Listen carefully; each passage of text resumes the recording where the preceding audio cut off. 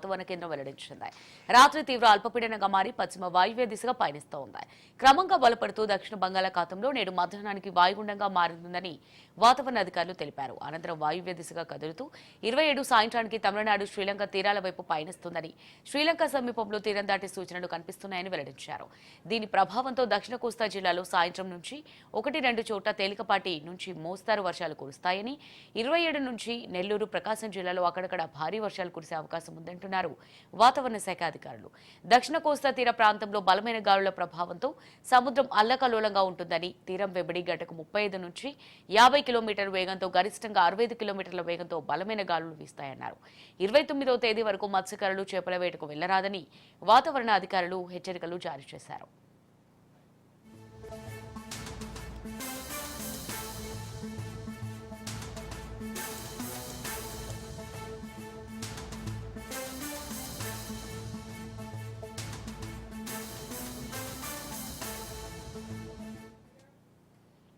ఆగ్నేయ బంగాళాఖాతంలో ఏర్పడిన అల్పపీడనం స్థిరంగా కొనసాగుతుందని విశాఖ వాతావరణ కేంద్రం వెల్లడించింది. రాత్రి తీవ్ర అల్పపీడనంగా మారి పశ్చిమ వాయువ్య దిశగా పయనిస్తోంది.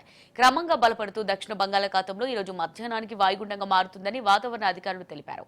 అనంతరం వాయువ్య దిశగా కదులుతూ 27 సాయంత్రానికి తమిళనాడు, శ్రీలంక తీరాల వైపు పయనిస్తుందని, శ్రీలంక సమీపంలో తీరం దాటే సూచనలున్నాయని వెల్లడించారు. ఇక ఇదే అంశానికి సంబంధించి మరింత సమాచారం మా ప్రతినిధి శ్రీరామ్ అందిస్తారు. శ్రీరామ్. అమూల్య, బంగాళాఖాతంలో ఏర్పడిన అల్పపీడనం దిశ మార్చుకుని శ్రీలంక వైపుగా పయనిస్తుందని వాతావరణ శాఖ అధికారులు అంచనా వేస్తున్నారు. ఇది దిశను మార్చుకున్నప్పటికీ కూడా దక్షిణ కోస్తా పైన దీని ప్రభావం కొంచెం ఎక్కువగానే ఉండవచ్చునని కూడా అంచనా వేస్తున్నారు. దీని ప్రభావంతో వచ్చే 24 గంటల తరువాత తీరం వెంబడి 35 నుంచి 45 కిలోమీటర్ల వేగంతో బలమైన ఈదురు గాలులు వేస్తాయని, మాక్సిమం 55 కిలోమీటర్ల వేగంతో ఈదురు గాలులు వీచే అవకాశం ఉందని కూడా వాతావరణ శాఖ హెచ్చరిస్తోంది. దీని కారణంగా తీరం అలజడిగా ఉంటుందని, మత్స్యకారులు చేపల వేటకు వెళ్లొద్దని కూడా హెచ్చరికలు జారీ చేస్తుంది. అలాగే తీర ప్రాంతాల్లో ఉండే ప్రజలు కూడా అప్రమత్తంగా ఉండాలని వాతావరణ శాఖ హెచ్చరికలు జారీ చేసింది. ఇక ఈ అల్పపీడనం ప్రస్తుతం తీవ్ర అల్పపీడనంగా కొనసాగుతుంది. ఈ మధ్యాహ్నానికి ఇది వాయుగుండంగా మారే అవకాశం ఉందని అంచనా వేస్తున్నారు. రేపు ఉదయం గానీ రేపు సాయంత్రానికి గానీ తుఫానుగా కూడా మారుతుందని అంచనా వేస్తున్నారు. 25, 26, 27 తారీఖులు దక్షిణ కోస్తాలో ఒక మోస్తారు నుంచి భారీ వర్షాలు కురిసే అవకాశం ఉందని, నెల్లూరు, చిత్తూరు జిల్లాల్లో 1-2 చోట్ల అతి భారీ వర్షాలు కురిసే అవకాశం ఉందని వాతావరణ శాఖ హెచ్చరికలు జారీ చేస్తుంది.